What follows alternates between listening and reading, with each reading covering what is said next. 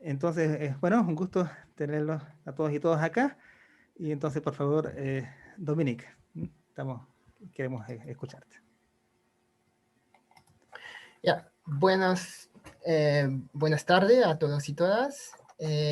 Bueno, me voy a presentar brevemente. Mi nombre es Dominic Spener.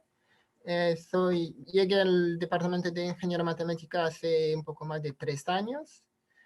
Eh, Antes estaba profesor en una universidad francesa y ahora dicto clase en cursos masivos y también clase en la carrera de ICM, por ejemplo, cálculo 3, también un electivo.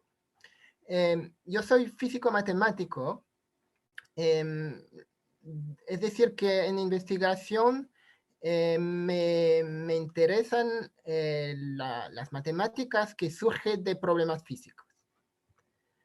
De manera más en particular, me emociona mucho la mecánica cuántica.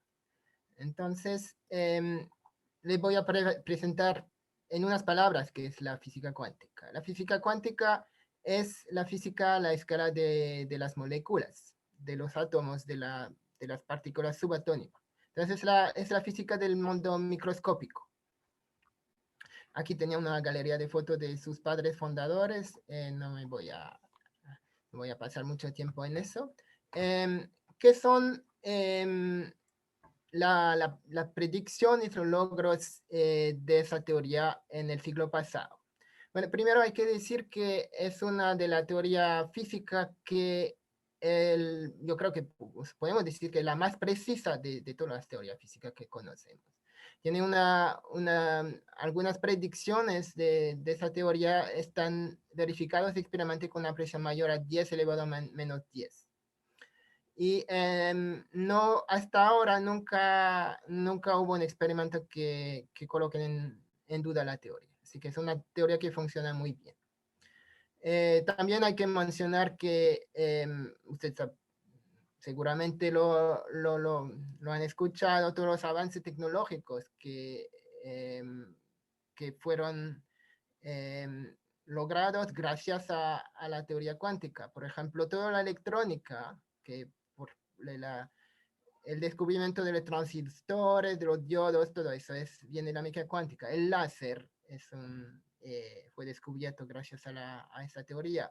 La resonancia magnética nuclear, que ahora se usa mucho en medicina, es también algo que fue gracias a la mecánica cuántica. Y más recientemente, la medida precisa del tiempo. En el dibujo que está ahí es lo que se llama un reloj atómico. Perdóname por los comentarios que aparecen en francés, pero dicen que es una precisión de una segunda sobre 10 millones de años. Y uno se puede preguntar por qué es tan importante medir el tiempo de manera tan precisa. Bueno, tal vez conocen la respuesta, es porque esos relojes pueden ser enviados en satélites y eso nos sirve para el sistema de posicionamiento global. Más preciso podemos medir el tiempo, más preciso podemos medir la posición en la Tierra. Bueno, ¿qué son? Eso, perdón, me voy un poco rápido. Entonces, esos son los avances en el siglo pasado. Uno se puede preguntar qué son los avances que vamos a ver en nuestro siglo. Esa es una pregunta, bueno, es un poco difícil de contestar, pues, bueno, estamos al principio del siglo, pero a lo menos hasta ahora, podemos decir que probablemente el nuevo avance va a ser el aporte de la teoría de la información cuántica, que es mi tema de investigación, ahora que le quiero presentar brevemente. Todo surge de los avances tecnológicos en los últimos 30 años han permitido controlar y manipular en el laboratorio sistemas con pocas partículas. Pueden ser átomos, iones que son atrapados, pueden en fotones que se mandan uno por uno en fibra óptica, espines espines nuclear o espines del electrón, hay muchos ejemplos. Y cuando digo en el laboratorio, desde hace algunos años, esto ahora está saliendo de los laboratorios y van a las empresas de semiconductores como Intel, Google, IBM, que están haciendo también sistemas cuánticos bien controlados y que se pueden manipular en semiconductores. Entonces, ¿qué es la teoría de la información cuántica? Ella se interesa al uso de sistemas cuánticos para resolver ciertas tareas que pueden ser de comunicación y de computación. Y la idea es que esas tareas que son tareas normalmente difíciles de resolver con nuestro conocimiento y las herramientas clásicas que tenemos, a veces se pueden resolver de manera mucho más eficiente con un sistema cuántico. Eso es la idea de este nuevo tema que surgió hace, bueno, tiene más de 30 años ahora, pero que es ahora muy activo. Hay distintos ejemplos, por ejemplo, la criptografía, se puede hacer criptografía con sistema cuántico. La computación, aquí tenemos un ejemplo de un computador cuántico. Hay algoritmos que, por ejemplo, el ejemplo más famoso es la factorización de números enteros grandes en números primos. Ese es un problema muy difícil en un computador, en nuestros computadores.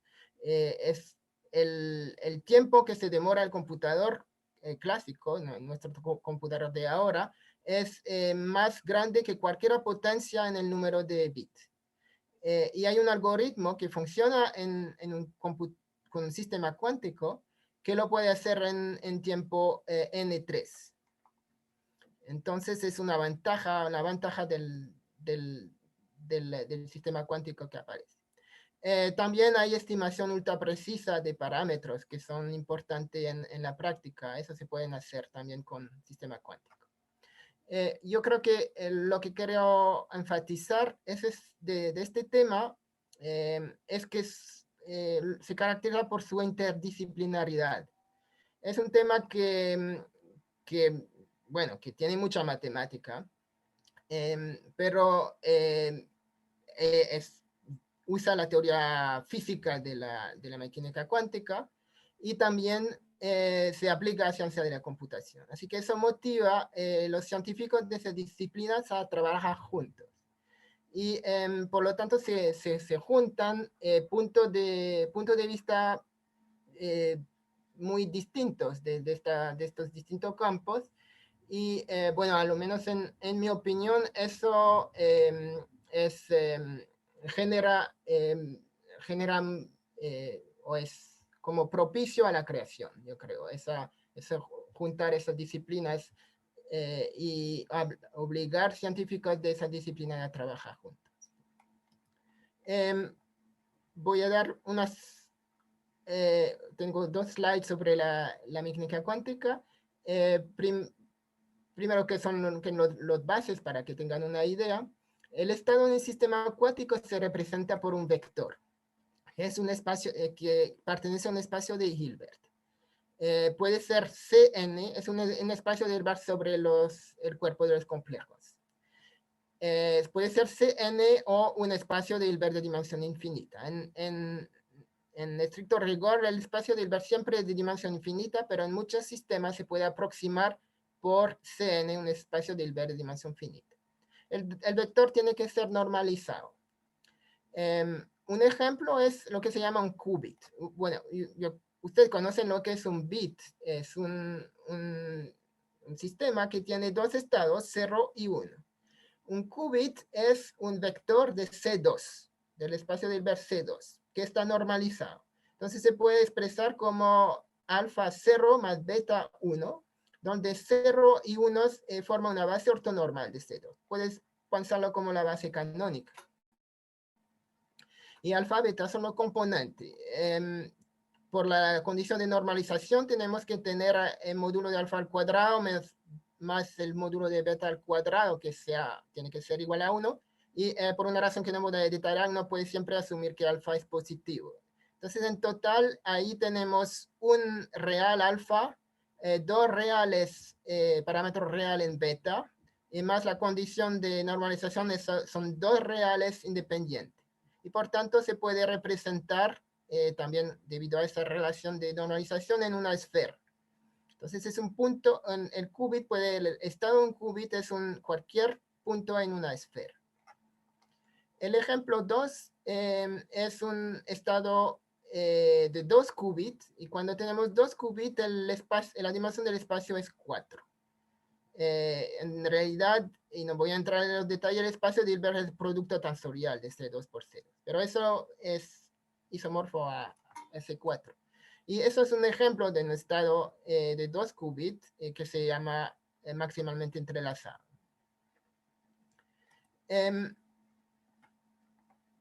Bueno, quería mencionar eso hecho de que se llama el principio de superposición, que me dice que un estado cuántico puede ser cualquier combinación lineal de vector en un espacio de Hilbert, tiene consecuencias sorprendentes, como algo que es conocido, Schrödinger, imagino una combinación lineal de un gato vivo y de un gato muerto en una caja, con un sistema que produce con un veneno, etc. Pero eso, de acuerdo a la mecánica cuántica, es un estado posible. Entonces podemos tener un gato que sea al mismo tiempo vivo y muerto. Lo que realmente no es muy intuitivo, y en realidad nunca se ha observado, por supuesto. Y eso se puede explicar por el hecho que ese tipo de superposición pueden existir. La teoría le dice que pueden existir, pero en un intervalo de tiempo extremadamente corto. Y eso es debido al acoplaje de cualquier sistema macroscópico, aquí en el gato, que tiene como consecuencia de transformar los estados cuánticos, como ese estado, en estado clásico. En ese caso, lo que va a pasar es que ese proceso, que es un proceso de una dinámica, que se puede explicitar con una evolución temporal, etc., transforma este vector en un estado en el cual con probabilidad 1/2 el gato está vivo, en probabilidad 1/2 está muerto. Bueno, yo creo que tengo poco tiempo, así que ahora les voy a contar brevemente qué son mis temas de interés en la teoría cuántica. El primer tema de interés tiene que ver un poco con el gato arriba, son dinámicas de sistemas cuánticos abiertos. Se llama abiertos porque se dicen que son acoplados con su entorno. Entonces son un sistema que tiene irreversible. Entonces eso es un tema que estudié mucho. Y relacionado con eso son modelos matemáticos que describen mediciones sobre un sistema cuántico. Un sistema, bueno, la teoría de la medición en la teoría cuántica es muy, muy peculiar, y ahora nosotros tratemos de explicar un poco los postulados de la mecánica cuántica con modelos matemáticos de evolución que incluyen el sistema y el aparato de medida. Un tercer tema de interés es el entrelazamiento, el entrelazamiento y la correlación cuánticas. Tal vez por falta de tiempo no voy a hablar mucho de eso. Y en los últimos años empecé a interesarme a una descripción de la teoría cuántica con la geometría riemanniana. Y eso parte de una teoría que es teoría geométrica de la información, que, bueno, que fue desarrollada primero por un matemático japonés de nombre Amari, que describe los conceptos de información en términos de geometría riemanniana. Y la idea es aplicar eso a sistemas cuánticos. Bueno, tengo colaboradores en Francia, en mi universidad de origen, que es Grenoble, también en Lyon, en Canadá y entre otros. ¿Qué son los proyectos para el futuro? Proyectos que pueden interesar estudiantes. Un primer proyecto es sobre control cuántico. ¿Qué es el control cuántico? Aquí tenemos nuestra esfera que representa los estados de un qubit, y la idea es de, uno tiene un estado inicial y uno quiere transformar ese estado en un estado deseado.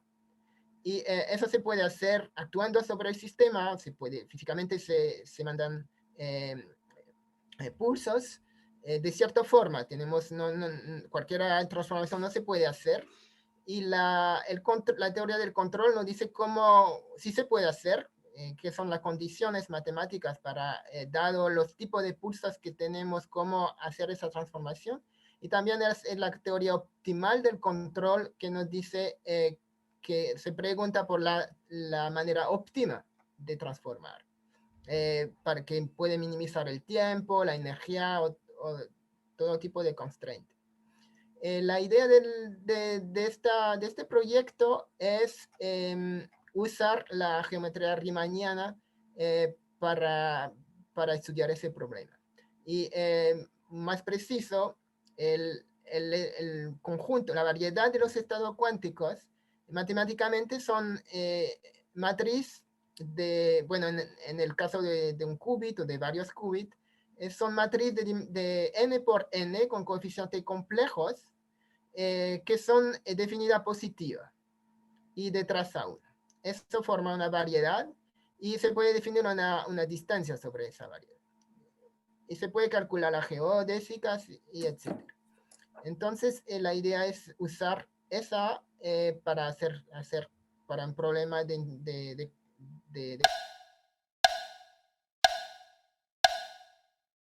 es el último transparente. Son proyectos que pueden ser proyectos para estudiantes. El primer proyecto ya lo había descrito, es el proyecto de control cuántico. Entonces, la idea es de describir esa variedad, que son las matrices n por n complejas, que son definidas positivas de traza 1. Se le puede definir una distancia que se llama distancia de Burres, que está relacionada en probabilidad con la distancia de Wasserstein. Y con eso calcular la geodésica. Y la idea es de estudiar el control cuántico, que es cómo transformar un estado inicial en un estado final de manera óptima usando esa teoría. El segundo proyecto, no lo voy a detallar mucho, son un tema en el cual he trabajado mucho, son medidas geométricas de correlación cuánticas, como del entrelazamiento.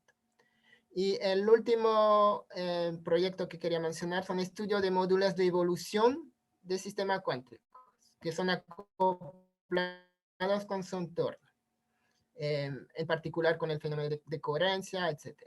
Y me interesa, ese problema ha sido muy estudiado en el caso de lo que se llama el caso markoviano, pero en el caso no markoviano hay muchas preguntas abiertas. Yo creo que seguramente se están preguntando qué tipo de matemáticas usamos. El primer tema es álgebra lineal y análisis funcional.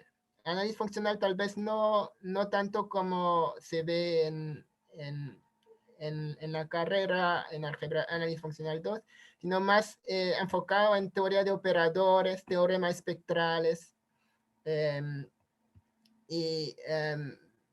bueno, el análisis funcional es más o menos generalizar la álgebra lineal a espacio bueno, de Hilbert o de Banach de dimensión finita. También se usan mucho la probabilidad. En esos dos temas, los dos proyectos que están arriba, se usará geometría Riemanniana, que es un tema que es relativamente nuevo para mí, pero yo creo que puede hacer un aporte original a la teoría de la información cuántica.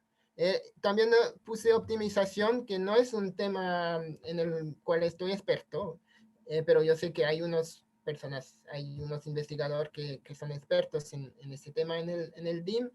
Por ejemplo, por el control optimal hay un problema de optimización claramente. Con eso les agradezco por su atención. Si desean mayor información, no duden en contactarme. Y no sé si Leonardo quiere hacer un tiempo de pregunta o se le hace al final, pero si no tenemos tiempo para eso, por favor me pueden contactar en este correo. Sí, bueno, sugeriría que fuera inmediatamente. ¿Sí? Si a alguien se le ocurre inmediatamente una pregunta para Dominique, Zoom no nos va a patear por un rato todavía. Y después hablamos de cómo nos pasamos a Google Meet, o sea, a Microsoft Teams. ¿Sí? Entonces, pregunta, ¿alguien tiene alguna pregunta para Dominique? Yo tengo una pregunta, profe. ¿Sí? Hola, profe, ¿cómo está? Hola. Primero que todo, gracias por la presentación, está buena. Puso ahí como cuál era la matemática necesaria, pero a mí igual me interesaba saber cuál es la física necesaria, porque yo en física por lo menos no sé mucho, entonces como que igual me interesaría saber eso. Sí. La física necesaria, más o menos, este semestre yo dicto un electivo y eso es suficiente. Ahora, que es una introducción a la información cuántica, donde dice también una introducción del formalismo matemático de la mecánica cuántica. Ahora, también el electivo está grabado en Teams, así que eso se puede consultar si a las personas que le interesan le puede dar acceso a Teams para ver un poco. Entonces, no es necesario haber hecho un curso en física para trabajar en este tema. Pero sí hay el contenido del electivo, yo diría que sí es, pero se puede estudiar aparte, como si para las personas que no han tomado el electivo, lo pueden también estudiar de manera independiente. Ok, profe, muchas gracias.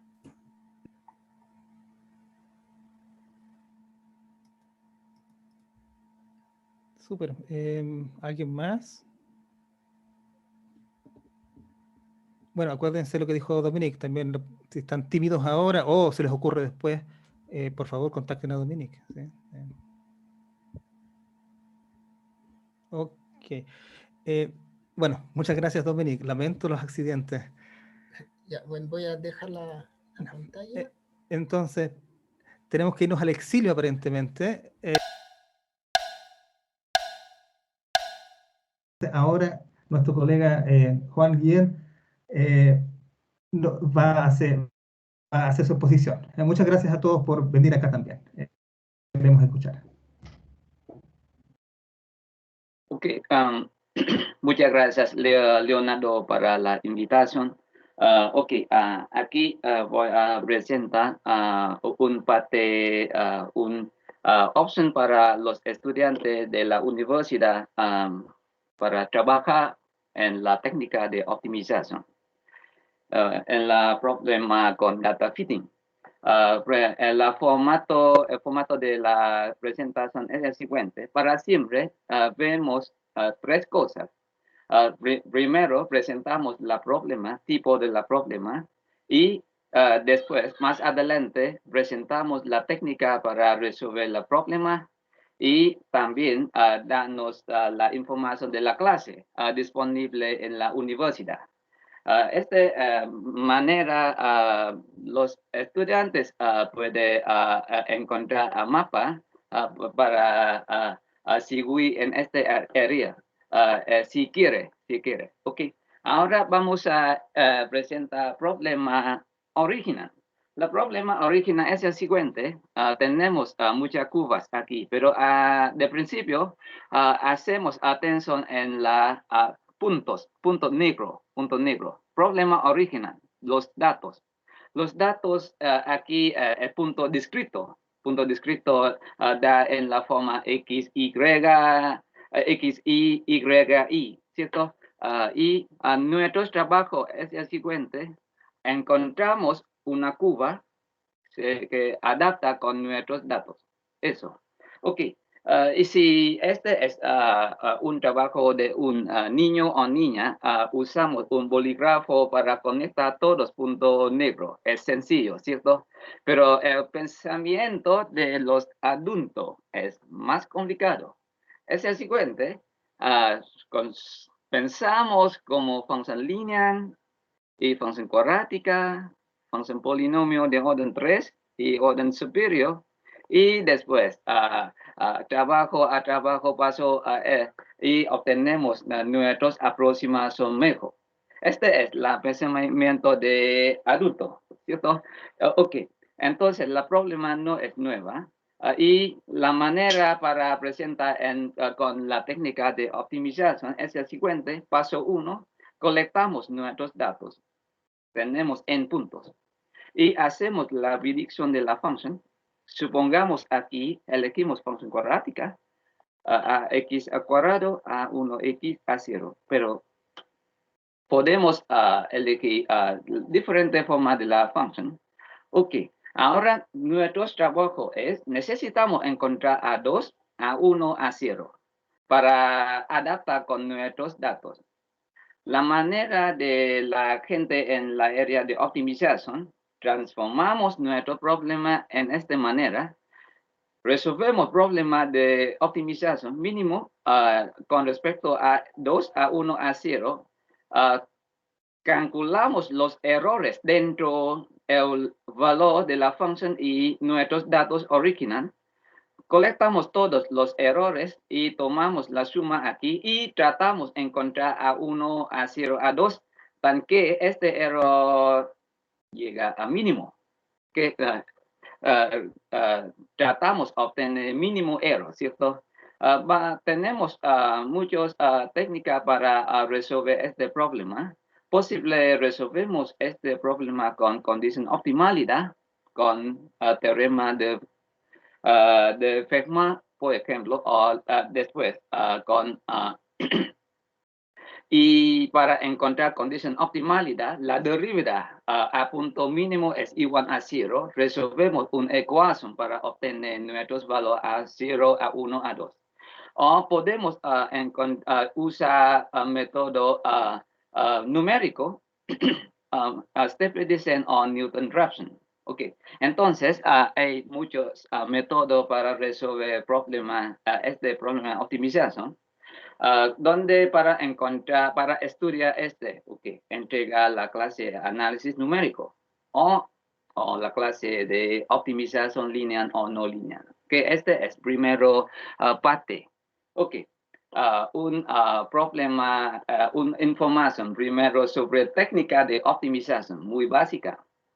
Ahora vamos a encontrar una aplicación, pero no con datos no discretos, ahora con datos continuos. Hablamos sobre un problema en la clase EDO. Trabajamos conjunto con profesor Freddy Paiva y Mauricio Sepúlveda. Este es el listado 5 en Settlement 1 de los estudiantes este año.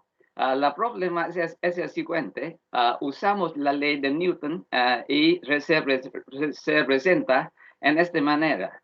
Hablamos sobre la temperatura en una habitación. Cuando entregamos una habitación, la temperatura de nuestros objetivos se cambia con respecto a la temperatura de la habitación original, TM, ¿cierto? Y como definimos, como calculamos la cambia con respecto a tiempo, Newton danos esta ley. Esta ley es el siguiente. La dt sobre dt es igual a un constante. Tú puedes ver aquí. proporcionan. Entonces, este es un constante para todos. Este es válido para todos T. Y T menos T de T menos Tm. Ok. Todos aquí, cuando presentamos este problema a los estudiantes, todos saben la manera para resolver. Método separación en la clase de EDO. No problema con el método para resolver este problema. Pero el problema aquí es el siguiente. Aplicamos la ley de Newton, ¿cierto? Y existe un constante K, tan que este es correcto. Pero ¿cómo sabemos si este es correcto o no? Esta es una pregunta de principio. Cuando yo fui un niño y elegimos dentro física y matemática, yo elegí matemática. Mi padre pregunta, ¿por qué? La respuesta es en matemática veo demostración. Pero aquí, por ejemplo, cuando aprendió en colegio, no tiene demostración para esta cosa. Entonces, ahora no más con niños, entonces tratamos buscar para la respuesta para este. Entonces buscamos, de principio, buscamos Newton, ¿cierto? Y tenemos dos noticias malas y una noticia, ok, cuando buscamos demostración para ver si esta cosa es correcto o no, vamos a ver.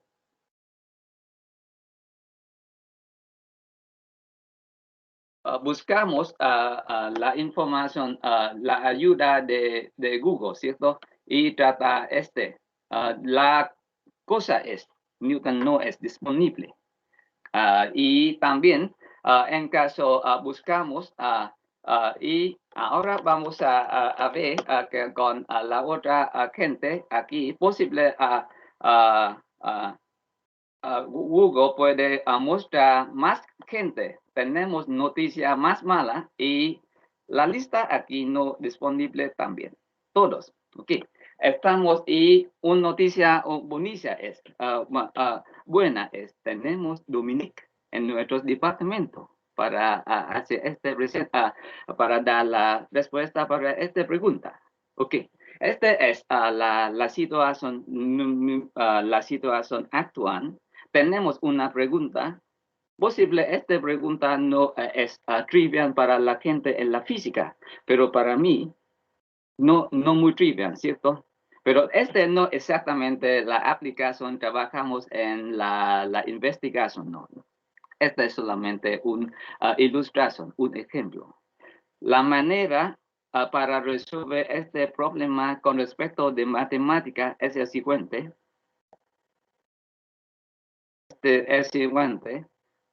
Hacemos, experimentan, ¿cierto?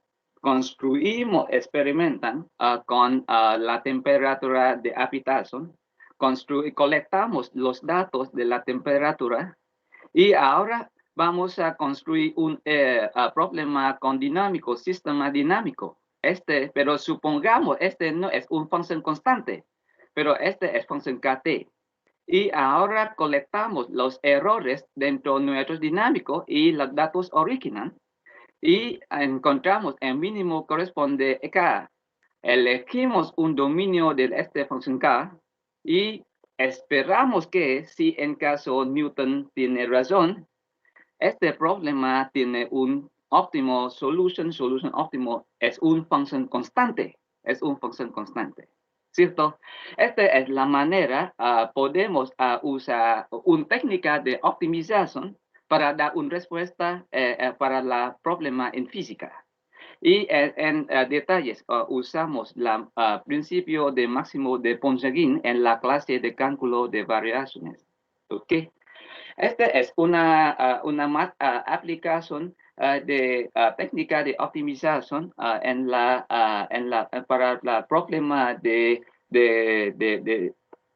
física. Ok. Hasta este momento tenemos dos clases, ¿cierto? La clase optimización lineal o no lineal y cálculo de variaciones. Y ahora vamos a ver tratamos a llegar más con este nivel. ¿Qué pasó en nuestros datos tiene errores? Este es una situación muy, ¿cómo se dice? Es normal, ocurre en nuestras vidas. Cuando colectamos nuestros datos, esperamos que obtenemos la curva muy bonita, como así. Pero de hecho, cuando colectamos nuestros datos no es muy bonita. Tenemos errores aquí. ¿Y qué pasó con estos errores? ¿Afecta a nuestros resultados? Sí, posible sí, tú puedes ver aquí. Ahora tenemos dos funciones, función bonita y función mala. Vamos a ver la función mala. La función mala, el óptimo está aquí. Porque tenemos un error grande aquí. Entonces, la función mala, el mínimo está aquí. Pero para la función bonita, el mínimo está aquí. No muy cerca, los dos puntos. Entonces, cuando nosotros tenemos errores, la situación es muy diferente. Casi todos los conocimientos en la clase optimización no funcionan en esta manera. Posible darnos una solución muy fácil, muy incorrecto. En esta situación, como hacemos en esta situación, tratamos de revisar nuestros problemas, ¿ok? Ahora hacemos comparación antes y ahora, antes, colectamos nuestros datos y X, Y, Y, X, Y, ¿cierto? Supongamos no hay errores, pero ahora necesitamos repetir nuestro experimento muchas veces. ¿Por qué? La razón es la siguiente. Colectamos justamente los datos sobre X no tiene error, porque las corresponde es el siguiente. Cuando tenemos por ejemplo, la situación de hospital, cuando una gente entrega al hospital, la número de identidad es una información exacta. Pero cuando la gente en la hospital colecta, por ejemplo, el antura de este paciente, tenemos errores con columna Y. Entonces, necesitamos colectar muchos información sobre muchos datos sobre Y. Y nuestros datos, ahora nuestros variables es variable aleatorio, tiene dos componentes, parte exacta corresponde a este y también parte error. Y ahora supongamos que nuestros errores, colectamos nuestros datos muchas veces, pero con cero promedio y varianza sigma al cuadrado, ¿ok? Ahora hacemos nuestra predicción de nuevo. ¿Qué es nuestra forma? Antes necesitamos resolver este problema, solamente colectamos en puntos. Pero ahora repetimos nuestros experimentan cada vez. Y este número es muy grande, ¿ok? Y ahora, ¿qué es la diferencia entre los dos? En la vista de matemática, en la vista de optimización, no hay problema, no diferencia. Tomamos la derivada la misma manera con dos problemas aquí. Pero en la vista de práctica, los dos muy diferentes. ¿Por qué? Cuando aplicamos, tú puedes ver aquí, este es la algoritmo gradient descent. Para aplicar este gradient descent necesitamos encontrar la inversa de un matrix. ¿Qué pasó en este caso? En nuestros matrix solamente es sencillo porque solamente suma a n, pero ahora necesitamos colectar muchos números aquí. Aquí entonces hacemos nuestros algoritmos más lenta para aplicar la algoritmo clásico. Ahora, en esta situación, cuando nuestros datos es grande, necesitamos usar un diferente algoritmo. Se llama gradient descenso estocástica. Y este es el algoritmo de Robbins-Monroe en la forma, tú puedes ver aquí, que es la diferencia dentro de los dos. Este en la clase de análisis numérico es muy clásico, casi todo estudiante sabe esta cosa. Pero ahora la cosa es, elegimos uno aquí, porque cuando la función L es la función convexa, podemos elegir alfa, step size, como 1. Y nuestros algoritmos funcionan muy bien.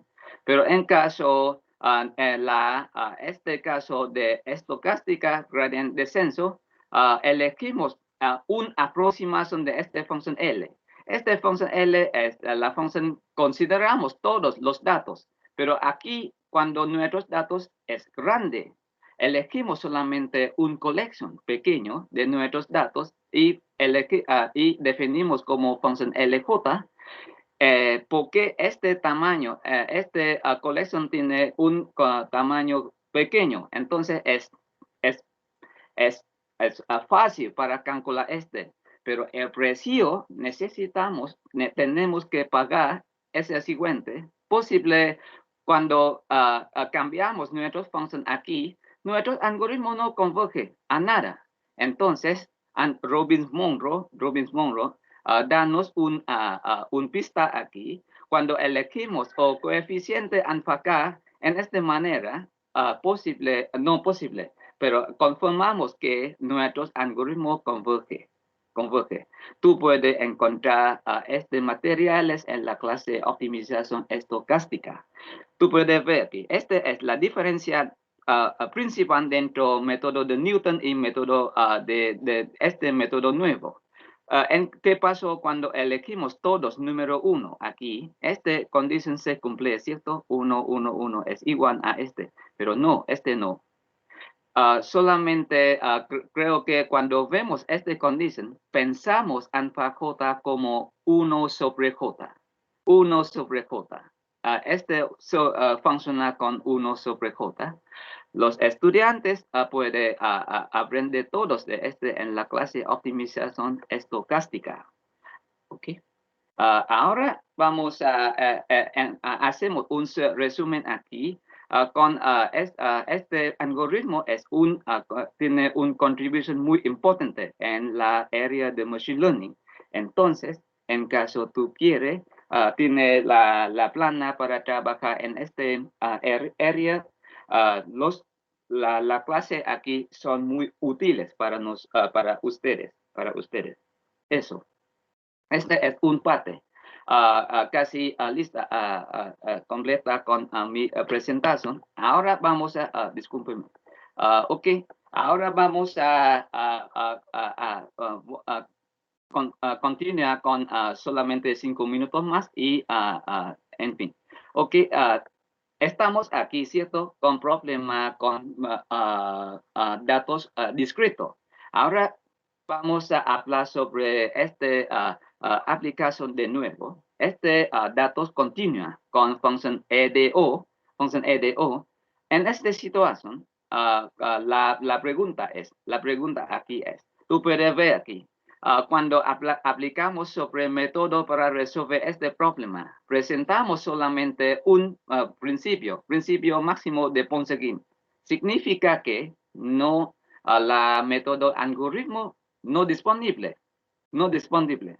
¿Qué es la razón para La razón es el siguiente. En caso queremos usar algoritmo para resolver este problema, necesitamos calcular la derivada de la función L con respecto a K, ¿cierto? Este es el conocimiento básico de algoritmo para aplicar algoritmo de, por ejemplo, gradiente descenso, necesitamos calcular la derivada de función L con respecto a K, esta cosa. Hasta este momento, la clase en esta universidad no es disponible. Posible tenemos la clase avanza, cálculo de variaciones avanza, pero mientras tú puedes buscar para el trabajo con la clase en la universidad, yo soy un profesor, ¿cierto? Pero en la otra lugar, yo soy un estudiante, en la otra con diferentes clases, aquí. estoy un estudiante de Frederick Bonan. Estudia los materiales de él. Tú puedes buscar para este nombre y este software en de internet para encontrar más materiales sobre este. Ok, y ahora la cosa es, la clase no disponible, pero tenemos la proyecto para trabajar. Hasta este momento trabajamos conjunto con Jaime Luckman, y Jaime Luckman tiene un tesis presentación en agosto. Entonces, no mucho tiempo más, ¿cierto? Tenemos que esperar solamente poquito más. Y Jaime Luckman va a mostrar nuestras contribución nueva en con respecto este problema para calcular la derivada de L con respecto a acá. Ok, la otra estudiante puede preguntar posible este problema no es muy, como se dice, caliente, famoso. Vamos a ver. Buscamos para este problema de internet. Tú puedes ver aquí este problema, este artículo en 2018, pero ahora mencionado ahora es más que un min ahora. Significa que este es un tortilla, pero necesitamos compartir con mucha gente. Este problema ahora tiene mucha gente trabaja conjunto. Trabajamos en esta universidad, en esta área, danos la oportunidad para trabajar con de ellos. Eso es cierto. Este es una oportunidad, en mi opinión. Ok. Creo que es todo con mi presentación. Muchas gracias. Gracias, Juan. ¿Alguien tiene alguna pregunta inmediata que quiera hacer a Juan, aprovechando que está aquí?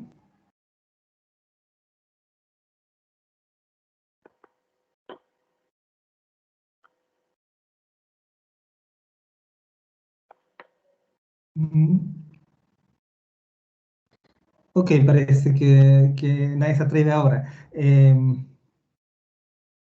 Ok.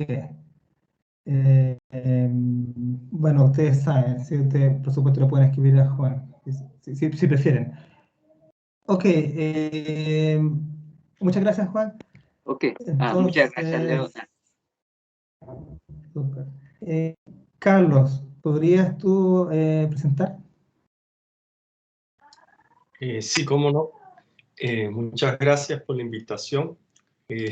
Tengo la suerte de que cada vez que doy una charla, los vecinos al lado cortan árboles, así que vamos a tener esa pequeña interrupción. Yo, además de trabajar temas teóricos en teoría de probabilidades y procesos estocásticos, estoy interesado en temas prácticos relacionados con la solución de ecuaciones diferenciales estocásticas. Así que los resultados que voy a presentar al final de la charla los he obtenido junto con Juan Carlos Jiménez, es un cubano que trabaja en el ICIMAF y vive en Cuba, y Mónica Selva, que es, bueno, la flamante jefa de carrera, ¿no? Primero les voy a poner una motivación.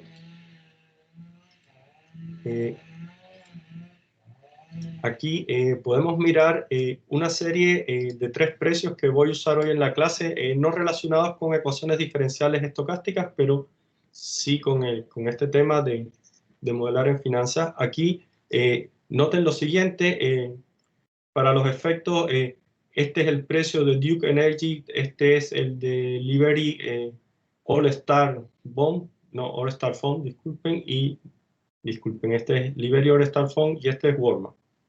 Bien, el punto para la presentación es que fíjense que las series de precio primero son como rugosas, varían, tienen ciertas variaciones y tampoco son tan al azar, porque, por ejemplo, si comparamos estas dos, fíjense que tienen cierta correlación. Ahora, estos son los precios. Cuando uno invierte, la verdad es que el precio no es lo más importante. El monto del precio, me refiero. Déjenme... algo le pasa... Bueno, no importa. Algo pasó que no funciona con... lo más importante cuando uno va a hacer inversiones es mirar los retornos. Y los retornos son estos.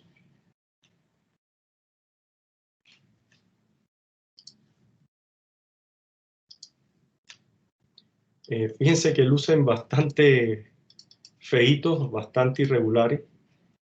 Y toda la idea de la simulación en finanzas es tratar de buscar una regularidad en esa aparente irregularidad y combinar precios de diferentes activos para sacar conclusiones. El punto es si es posible hacerlo o no. Y este tipo de precios, por ejemplo, fíjense que lo que ahora funcionó bien, los retornos tienen como características parecidas, pero de cierta forma pueden ser muy largos, muy grandes en ciertas partes y muy cercanos a ceros en otras. Entonces, por ejemplo, si tengo un precio,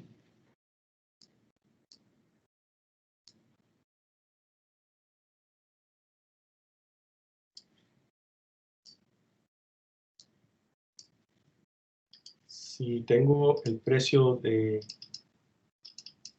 un activo S sub T, entonces si llamamos a S sub T el precio en el tiempo T,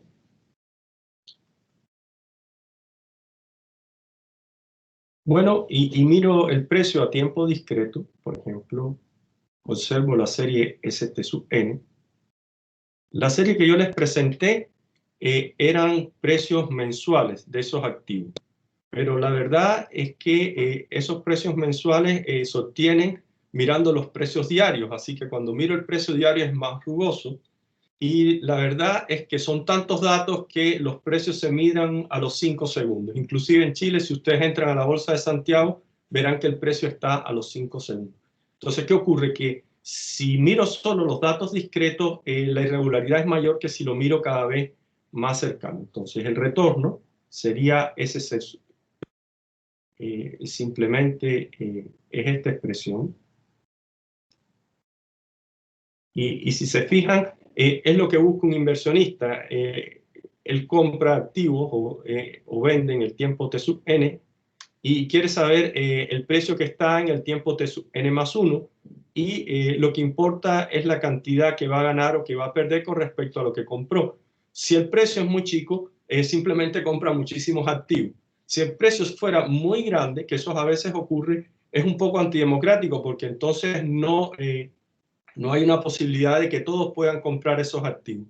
Entonces los bonos, los precios de acciones, etcétera, originalmente se tratan de particionar lo más posible para que el precio de lanzamiento sea alrededor de $100, lo más chico posible, y así se democratiza un poco la bolsa y eso ayuda un montón a que la bolsa se comporte mejor. Entonces, una forma de modelar los retornos, que fíjense que tiene esto, si uno lo mira desde el punto estadístico de series de tiempo más sencillo, sería escribir que esto tiene una media constante más cierta varianza. Entonces, si despejamos aquí, esto sería S sub T n más 1 menos S sub T n mu STN más sigma STN.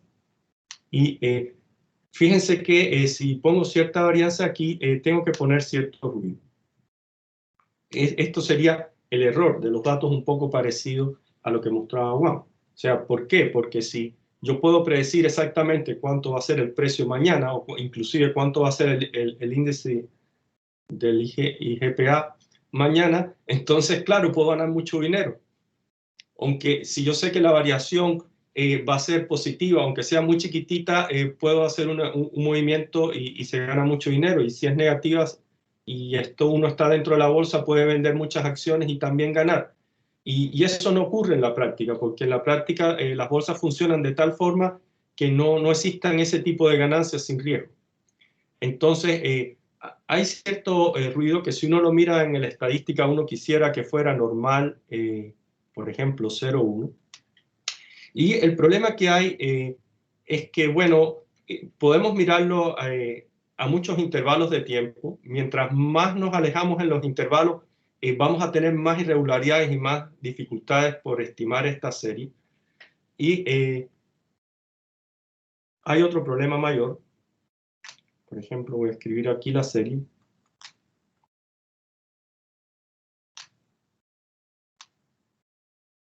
Aquí fíjense que sumé ese. Y el problema mayor es que esta volatilidad, que es la varianza, bueno, uno en los cursos básicos de finanzas plotea los datos y trata de estimar la varianza, y lo que nota es que esa varianza depende del tiempo. Eso es tan famoso que tiene un nombre, se llama distribuciones lepocúrticas, cuando eso ocurre. Y prácticamente todas las series de tiempo financieras, y sobre todo las chilenas lo tienen, hacen que esa varianza no pueda ser constante. Entonces, estimar esta varianza es todo un problema. Es estimar la volatilidad de la serie de tiempo. Y para ahí aparecen otros modelos que tratan de estimar la varianza condicional. Por ejemplo, para andar un poquito más rápido, todos esos modelos presentan dificultades a la hora de poder predecir que la varianza sea positiva. Entonces, todos esos modelos, salvo que se pongan restricciones muy fuertes, tienen el problema de que cuando uno lo simula, la varianza pudiera llegar a ser negativa. Y eso es propio de la modelación cuando se ve en tiempos discretos. Entonces, originalmente, Bachelier, a principios del siglo XX, y después Black, Schultz y Merton encontraron sus trabajos y los reescribieron y lograron hacer un modelo basado en este modelo de retornos de series de tiempo. Lo pusieron continuo. El modelo de Black y Schultz es muy famoso, todavía se utiliza, porque permite calcular muchas cosas fáciles y tiene una solución explícita conocida. Sin embargo, ese modelo no ajusta los precios financieros porque su volatilidad es constante. Eso es un defecto que se conoce y bueno. Entonces, en el año 1993, Merton propuso este tipo de modelo. Y el objetivo de la charla no es el modelo de Merton en sí, sino notar lo siguiente: cuando los tiempos se hicieron pequeños, el ruido que aparecía en este modelo de series de tiempo dio lugar a una ecuación diferencial.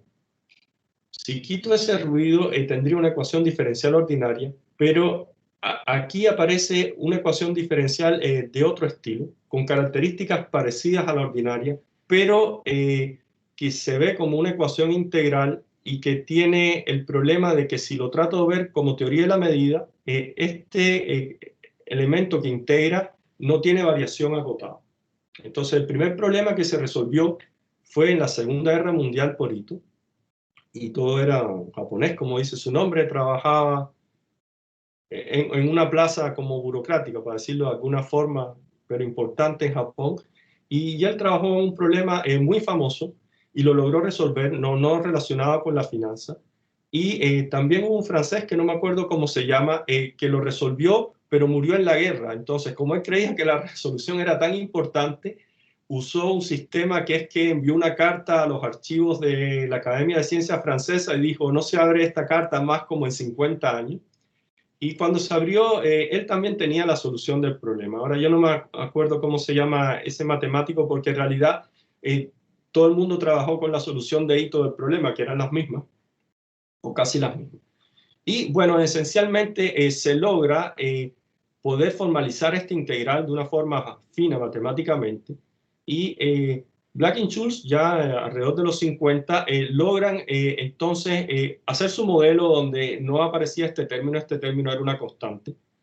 Y Heston, en 1993, por ejemplo, lo generaliza mirando series de tiempo claramente a un modelo de este estilo. Entonces, fíjense que aquí tenemos el análogo a lo que sería una ecuación diferencial ordinaria, solo que aparece en dos términos de ruido. Y que si este en particular lo pongo como una serie de tiempo, tendría muchos problemas porque el B sub t puede dar negativo, significa la volatilidad que es mayor que cero. Y fíjense que aparece aquí en la raíz, así que matemáticamente si fuera negativo, bueno, aquí tendría valores complejos y no es así en la práctica, ¿no? Entonces, un problema abierto es relacionado con lo siguiente. Cada vez que yo tengo un modelo de ecuación diferencial ordinaria, uno coge y pone un método adaptativo y no tiene que uno a mano estar diciendo qué tamaño de paso usar para resolverlo. Eso se hace como un poco artesanal, un poco empírico, un poco con teoremas matemáticos, pero la verdad es que la práctica funciona mucho. Si uno va a MATLAB, por ejemplo, todos los algoritmos que hay para resolver ecuaciones diferenciales ordinarias se basan en mecanismos adaptativos, en este caso con errores a priori, y funcionan súper bien. Inclusive un mecanismo adaptativo como para el método de Euler, que es muy simple, lo mejora muchísimo. O sea, el método de Euler adaptativo no tiene muchos de los defectos del método de Euler a paso constante. Y yo diría, por los montones de experimentos numéricos que he hecho, que Euler adaptativo es superior a Runge-Kutta 4.5, inclusive si el problema no es Stitch. Porque es increíble cómo mejora el método adaptativo. También se dieron cuenta los investigadores, como ejemplo de Runge-Kutta 4.5 tiene una estrategia adaptativa fenomenal, que eso puede ser aprovechado para mejorar mucho los métodos. El punto es que en ecuaciones diferenciales estocásticas no existe algo así.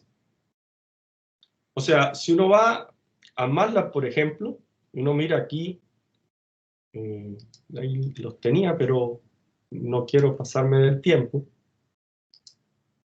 Aquí. Para mí es una gran ventaja que estemos en Teams, porque me manejo mucho más en Teams. Por ejemplo, este es el MATLAB. Como el MATLAB tiene un toolbox financiero, bueno, aquí está. Si uno se fija en detalle, le deja un montón de cosas al usuario. Por ejemplo, aquí en este pedazo se ve que utilizan tamaño de paso fijo, no variable. Y bueno, él tiene, por ejemplo, la ecuación que les mostré, que es la de Heston, es esta, la tiene programada, pero para resolverlo con el método de Euler y tamaño de paso fijo. Y también pueden, si uno mira, o sea, empieza a buscar, por ejemplo, simulación de razones de interés, que es lo que le estaba mostrando. Por aquí en algún lugar dicen, tenga cuidado que pueden dar negativas, ¿no? Bueno, para ahorrar tiempo no la voy a localizar, pero bueno, uno va y dice, tenga cuidado que esa volatilidad puede dar negativa. Entonces le deja muchísimas cosas al usuario, cosas que no son tan simples. Si ya en ecuaciones diferenciales ordinarias eran complicados, trabajar con la ecuación estocástica lo es aún más, porque si el ruido fuera cero, si aquí esto fuera cero, tendríamos un sistema de ecuaciones diferenciales ordinarias. El punto es que además de eso hay otra complicación. Si uno trata de simular las trayectorias del proceso y trata de usar las técnicas deterministas para simular las trayectorias, va a tener una razón de convergencia, por ejemplo, con el método de Euler de un medio. Y va a simular algo que no es lo que necesitamos simular. Si uno utiliza técnicas un poco más sofisticadas relacionadas con la ecuación de Kolmogorov, uno tiene razón de convergencia 1 simulando lo que necesitamos simular. Entonces, la intuición de seguir las trayectorias, aquí no es que no funcione, pero da algoritmos muchísimo más lentos y mucho más trabajosos de usar. Entonces, lo que hemos venido haciendo con nuestra colega Mónica y el profesor Jiménez es introducir una nueva metodología para solucionar adaptativamente ecuaciones diferenciales estocásticas que mantengan esta razón de convergencia 1 y que sean competitivos, o sea, que sean muy económicos desde el punto de vista de costo computacional. Y con vistas a resolver este tipo de problemas que todavía no lo hemos abordado, por ejemplo, porque está este problema de la raíz. Así que tenemos ideas de cómo hacerlo, pero no lo hemos hecho porque estamos todavía en aplicaciones rígidas, en ecuaciones rígidas. También ese tipo de integral que al principio uno puede pensar que es un poquito rara, aparece en la teoría de mediciones de mecánica cuántica. Un tema que Dominique un poco introdujo en su charla. Cuando la ecuación puede lucir horrorosa, pero a grandes rasgos tenemos un sistema hamiltoniano, que es el sistema cerrado que se va a medir, y que si no se midiera y nadie interactuara con él, bueno, tiene una dinámica cerrada definida por un hamiltoniano, que es muy bien conocida en mecánica cuántica, y su solución, bueno, la da una EDP, que es la ecuación de Schrödinger, que es muy conocida. Si estamos en sistema de Big, esta ecuación de Schrödinger es finito dimensional, entonces es una ecuación diferencial ordinaria en los complejos. Pero también existe como EDP en L2 y todo eso. Ahora, si uno mira el sistema y hace mediciones sobre él, bueno, aparecen aparatos de mediciones o aparatos de interacción con el medio ambiente, que en esta ecuación, que es muy estudiada en mecánica cuántica, aparece como unos LK. Y esta ecuación yo la he utilizado para obtener propiedades teóricas de los sistemas cuánticos abiertos, como regularidad de soluciones de las ecuaciones maestras, etc. ¿Cuál es la gracia? También tengo artículos donde soluciono esta ecuación numéricamente. Bueno, esto no ha sido, su solución con métodos adaptativos no ha sido abordada. Y bueno, para abordarla con la metodología que estamos desarrollando con Mónica y Juan Carlos, no es directo, requiere variaciones cuando la dimensión del espacio de Hilbert, donde está este hamiltoniano, es grande. Entonces, esos son dos ejemplos de dos aplicaciones que son muy diferentes, donde aparece este problema donde yo estoy muy interesado. La gran ventaja es que es un problema que involucra situaciones prácticas con situaciones de computación y se puede abordar con todos los niveles prácticamente de conocimientos posibles en módulo que hay que entender bien qué cosa es este integral, que es como una generalización de la teoría de la medida. Entonces, esencialmente tenemos una ecuación diferencial ordinaria donde de alguna forma modela sistemas que tienen interacción con medios ambientes, y eso se puede ver como forma de ruido, pero fíjense que el ruido no es un ruido de medición exactamente, porque, por ejemplo, los precios se determinan por factores de interacción de los precios de las otras acciones, más cosas sociales, etc. Sin más bien son términos de interacción con el medio ambiente. En mecánica cuántica, bueno, el ruido de la medición es una cosa que es difícil de explicar. Ocurre en la interacción del sistema cuántico cuando es cerrado, cuando es observado por un instrumento, entonces se tiene una observación, porque si no, no se puede observar. Es algo que está ahí. Y nosotros nos interesan en este tipo de modelo obtener una teoría al menos y programas que permitan hacer un poco lo que se hace con las ecuaciones diferenciales ordinarias en MATLAB. Si hay un usuario que no es muy experto en el tema, pero sabe que necesita usar el modelo, bueno, que le dé cosas mínimas como ciertas tolerancias de errores y que el sistema le resuelva la ecuación. Entonces, para eso estarían los métodos adaptativos. Si el usuario es un experto, también el método adaptativo es muy útil porque uno puede ver, por ejemplo, ecuaciones deterministas que para poderlas resolver, por ejemplo, con el método de Euler, el tamaño de paso fijo tiene un tamaño extremadamente pequeñito, y si uno lo hace adaptativo, el tamaño de paso aumenta. Eso es debido a que el esquema adaptativo estabiliza la solución de la ecuación. Entonces, este es el tipo de problema que estamos interesados. En ecuaciones estocásticas, la parte numérica se basa en el Euler-Maruyama, que es una generalización del método de Euler, que es muy sencillita. Una vez que tengo la discretización temporal, bueno, fijo el tiempo en tau n, y bueno, es el método de Euler, y se le aplica una idea de método de Euler acá. Y un método de Euler de orden 2, que no se lo escribí porque luce horroroso, que se utiliza a veces es útil, a veces no, porque lo que ocurre es que con el método de Euler, si lo subimos a un método de orden 2, es muy facilito simular la integral múltiple, ¿no? La integral entre 0 y t, entre 0 y s, de s de t. Pero simular las integrales múltiples del browniano doble se puede, ya es un poquito más trabajoso, y triple es casi imposible. Entonces, solo para mostrar, hicimos algunos experimentos numéricos con bastantes ecuaciones que se usaban, por ejemplo, la ecuación de Stokastic-Landau, y miramos que nuestros esquemas primero eran sensibles a los parámetros que daban los usuarios. Fíjense que aquí pusimos, por ejemplo, el error. Vemos como el error va disminuyendo cuando disminuimos las tolerancias. Y estos son el número de pasos para resolverlo. Aquí hay otro ejemplo. Y uno con grafiquitos. Bueno, en ese ejemplo vemos que si lo hacemos con tamaño de paso fijo da muy mal. Y, por ejemplo, otra ecuación que se utiliza en sistemas eléctricos es la Stochastic-Duffy-Van der Pol, que es una ecuación que aquí tiene coeficientes cúbicos.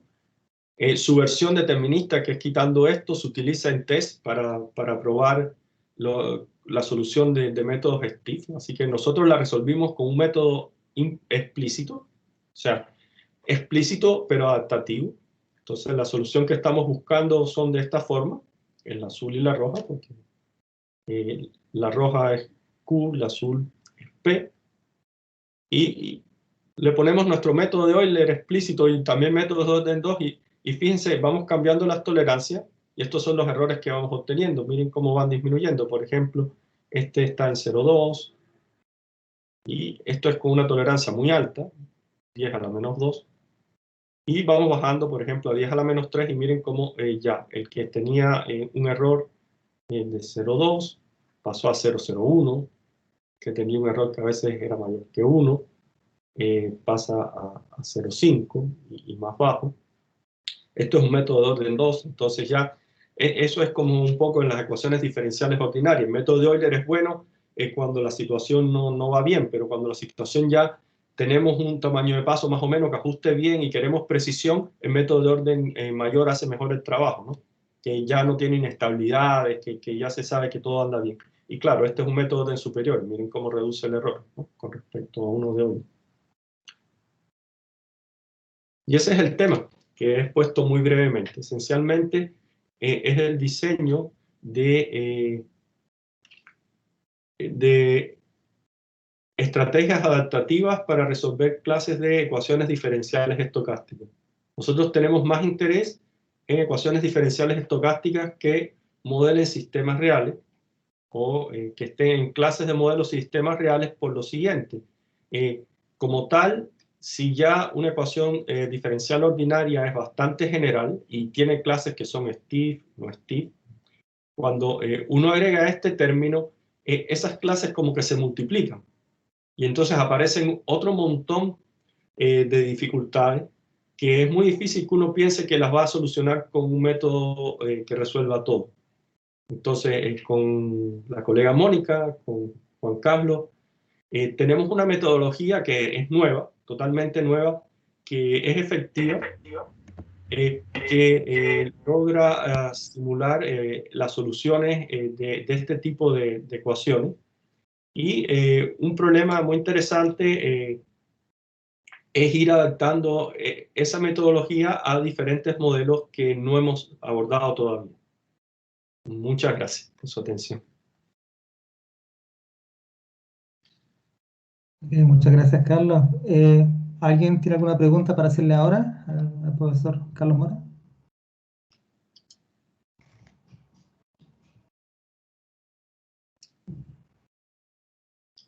Yo tengo una pregunta, profe. Hola, profesor. Muchas Hola. gracias por la presentación. Eh, para yo como alumno de, no sé, de último año, y si quisiera hacer algo como de algún tema de tesis, ¿qué curso necesitaría? O si es que, bueno, el primero si es que se puede.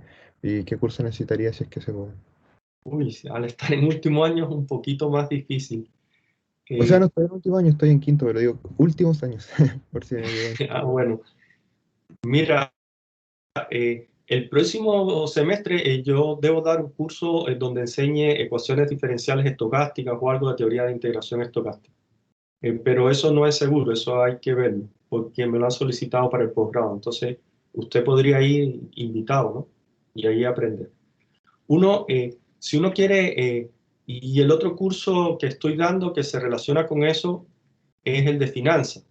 Pero eso es para el que tiene interés en la aplicación a finanzas. El que no le interesa finanzas, bueno, ese curso no le ayuda en nada. Así que es un tema que no es tan fácil y todo depende del nivel de involucramiento que uno quiera tener. Porque como el problema es tan general, puede ayudar a aprender el ABC y hacer más un trabajo de programación y datos. Y hasta una cosa que ya no es para un alumno de pregrado, que es de demostrar teoremas complicados usando cálculo de Maniabal.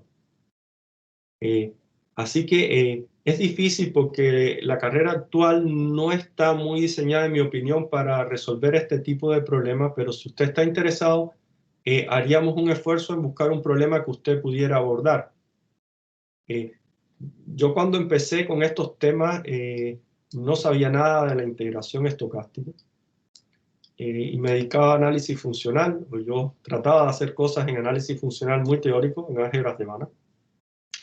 Y bueno, por algún motivo me pusieron un problema aplicado que me interesó de estadística y al final me quedé trabajando en este tema. Así que si un estudiante está ya en último año es un poquito más difícil, eh, pero siempre se puede introducir y no sería tarde, porque la verdad es que este tipo de problemas no son abordados usualmente por estudiantes de pregrado hasta el momento.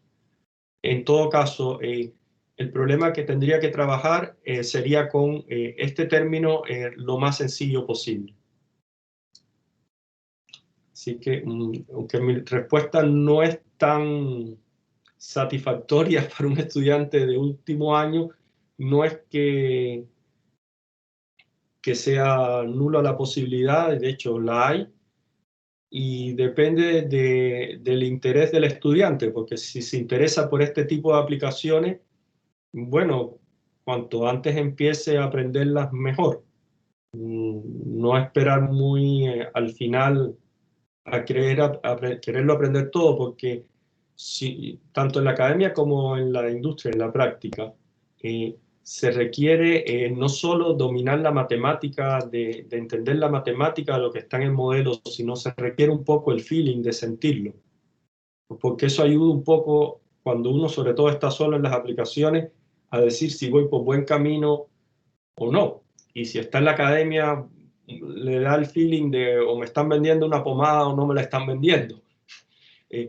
Entonces, ese trabajo con los datos, de palpar el dato, por ejemplo, si le interesa la serie financiera, si le interesa la cuántica, es un poco más difícil de obtener datos. Por cierto, el problema de mecánica cuántica es muy interesante y extremadamente difícil.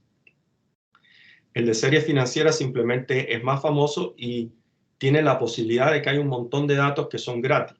Entonces, uno puede sentir el dato y decir, por ejemplo, el modelo de Black and Scholes, ¿realmente es bueno? ¿No es bueno? ¿Qué tiene? O uno puede mirar la serie GARS, que es la típica, hay libros sobre eso y papers sobre eso. ¿Hasta dónde llega? Porque fácil uno se puede encontrar gente en la práctica que solo use estadística de variables fijas. O puede encontrarse gente en la práctica financiera de que son de análisis técnico, que olvide a la estructura de prácticamente que hay en los libros de economía y se pelea además con los teóricos de la economía. Y ahí aparecen los gurús y todo. Y viceversa, puede encontrarse el libro teórico de finanzas, que no le pone ningún ejemplo práctico, todos son escritos a mano y que son rebatidos por estas personas de análisis técnico. Entonces, es importante trabajar con los datos y cuanto antes mejor para tener ese feeling. Sobre el ejemplo que le di de finanzas, en la práctica conviven obviamente a gran nivel las dos especialidades independientemente de sus puntos de vista, porque nadie juega en la bolsa porque no quieren perder dinero. Así que, por ejemplo, una teoría muy famosa que se desarrolló en el año 50. Esa teoría parece que no fue muy pescada por la gente práctica, que es la teoría de cómo construir carteras para efectuar inversión. Hoy por hoy, lo que se utiliza es esa teoría mejorada, obviamente, por la gente de análisis técnico. Casi ninguno de estos inversionistas se pone a invertir en una sola acción. Y en los años 50 eso había sido visto como algo teórico. Y ahora, inclusive, la gente, cuando esa teoría empezó a usarse en la práctica, se ha modificado de una forma gigante, de tal forma que todas estas ecuaciones diferenciales estocásticas aparecen como muy importantes. Ya lo fueron en su tiempo porque permitieron esencialmente que el mercado de opciones tuviera lugar. Porque bueno, eso es toda una cosa financiera. Las opciones hay que saber cuánto valen y eso es casi imposible si no hay matemática. Y entonces, claro, eso le dio tremendo piso a este tipo de modelo. Pero bueno, eso es, si a usted de verdad le interesa el tema, bueno, lo ideal es que vaya a alguno de mis cursos si es posible. Y bueno, y empezar a trabajar en algo relativamente sencillo que se pueda entender. Bueno, muchas gracias. Disculpen la extensión de la respuesta. Gracias, profe. Sí, no, no. Ok, súper. La verdad estamos bien pasado el tiempo, así que bueno, la quería hasta acá, Carlos. Muchas gracias. No, gracias a usted. Y, Sea una buena semana. y quiero insistir, cualquier pregunta que tenga cualquiera de los expositores, estoy seguro que cada uno de los tres estará muy feliz de responderla por escrito también. Bueno, y termino disculpándome por los problemas técnicos, digamos, mis trucos usuales para no tener problemas con la licencia Zoom. Por alguna razón no funcionaron, vamos a ver qué pasa. Así que esto sería por hoy, voy a dejar de grabar.